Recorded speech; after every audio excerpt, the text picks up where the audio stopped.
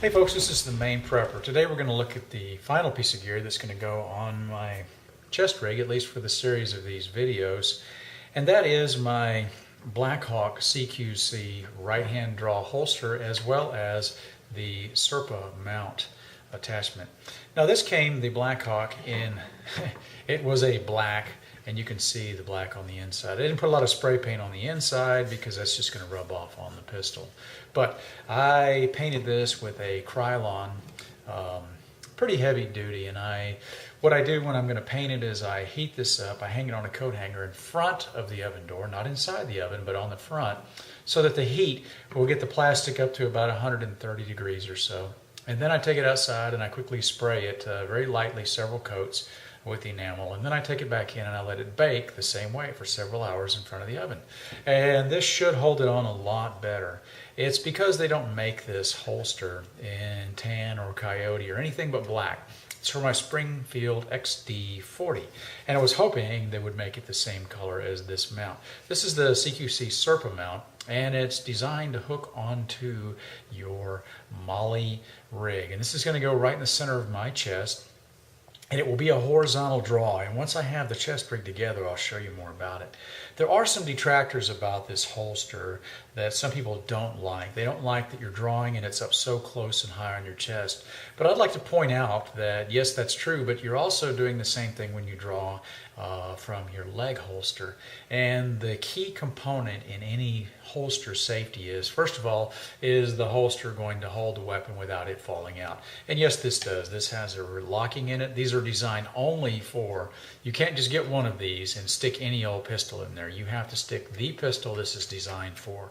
This is purpose built for specifically the weapon that it was designed to hold. If you can fit something else in there, it may not lock down.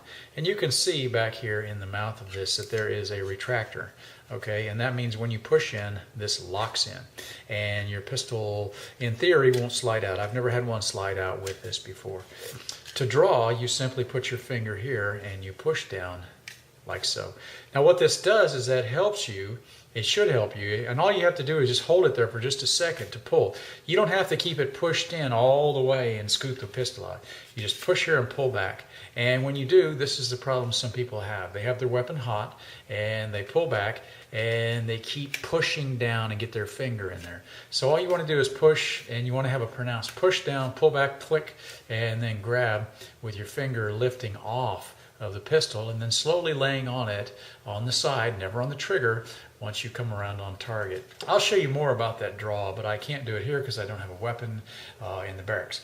However, there are dangers with any pistol, and my solution set for most of that is practice, practice, practice. You want to do about 1,000 repetitions of drawing your weapon, aiming it in on the target, changing magazines. You want to do all of that. You want to try to get a good fluid motion. And as you train, remember that slow is smooth and smooth is fast.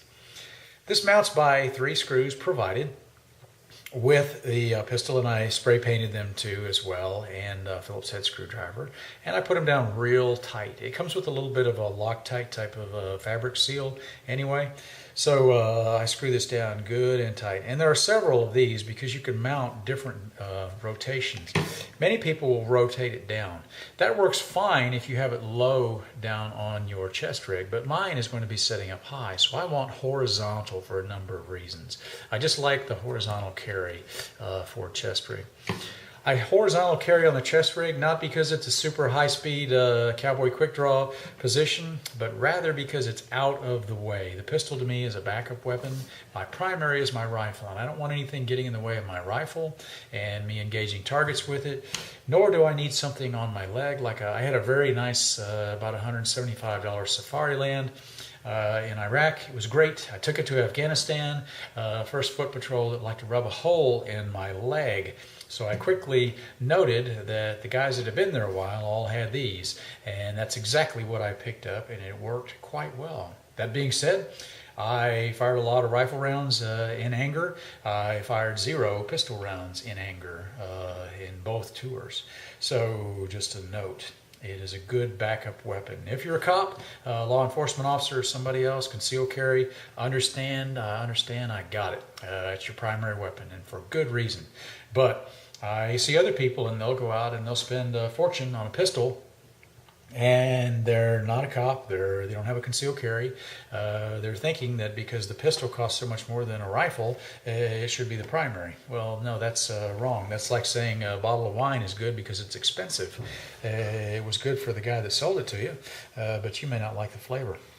Okay, so I like this pistol holster and this setup. There have been detailed videos done to death on these, so I won't really cover that anymore. I will just say this is what I prefer for the carry of my stuff on my tactical rig. I have a lot of other holsters that I use and for different purposes, and I'll show you some of those at a later date. Folks, this has been the Maine Prepper, and I think we're ready to put the chest rig together, and we'll show you the chest rig in the next video.